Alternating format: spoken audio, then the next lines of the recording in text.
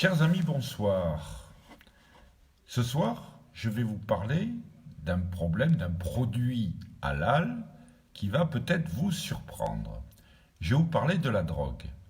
À la suite de la lecture d'un livre de Bernard Rougier qui s'appelle « Les territoires conquis de l'islamisme », qui vient de sortir, qui commence à faire un peu de bruit, et qui explique comment se fait dans les cités la progression de l'islamisme qui s'appuie sur un écosystème avec le trafic de drogue, avec donc la délinquance, avec le grand banditisme, tout ça nourrissant évidemment l'avancée de l'islam.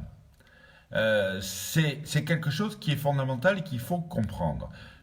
Lorsque je vous dis que le halal est un moyen de contrôle social et un moyen de faire financer l'islamisme par le consommateur, on en a ici la démonstration. Alors vous voyez, donc il y a donc des autorités religieuses, entre guillemets, n'est-ce pas? Puisqu'autorité, ah oui, elles ont l'autorité, mais sont-elles vraiment religieuses? C'est la question qu'il faut se poser. Qui disent que ce n'est pas grave, les autorités religieuses musulmanes, bien entendu, qui disent ce n'est pas grave de vendre de la drogue, c'est même conseillé dans la mesure où c'est pour les mécréants.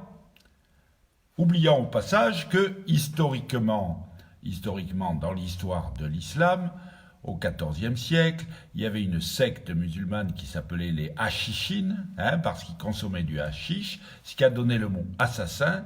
C'était des gens qui étaient utilisés pour semer la terreur, vous voyez, c'est pas nouveau, au Moyen-Orient.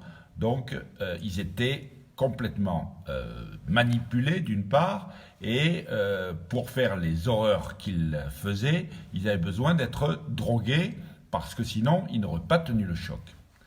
Alors, vous voyez un petit peu cette notion de halal, de produit halal, haram, etc., la grande hypocrisie qu'il y a, d'une manière générale, dans cette notion de halal, de haram, les produits halal, les produits haram qui sont interdits, comment on navigue au milieu de ça, parce que l'hypocrisie générale de ces autorités religieuses musulmanes s'en sert évidemment, soit pour un contrôle social, soit pour ramener de l'argent, mais tout ça c'est un écosystème.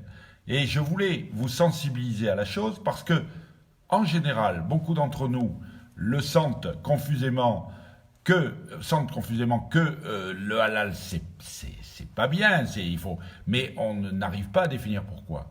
Et j'essaye au cours de cette vidéo de vous donner la compréhension pourquoi il faut que nous refusions le halal. Ce n'est pas donc de la nourriture exotique. Le halal englobe toute la charia, toute la loi islamique, et c'est un moyen d'islamiser la société. Voilà ce que je voulais vous dire ce soir, de façon très succincte. Pensez-y, le halal, c'est la charia. La charia, c'est l'islamisme, et qui petit à petit gagne et gangrène notre société. Voilà, chers amis, je vous souhaite un bon week-end. Profitez bien de ce temps quasi printanier que nous avons ces jours-ci. Je crois que le froid est en train d'arriver, mais ça sera moins grave que l'islamisme. Bonne soirée, mes amis.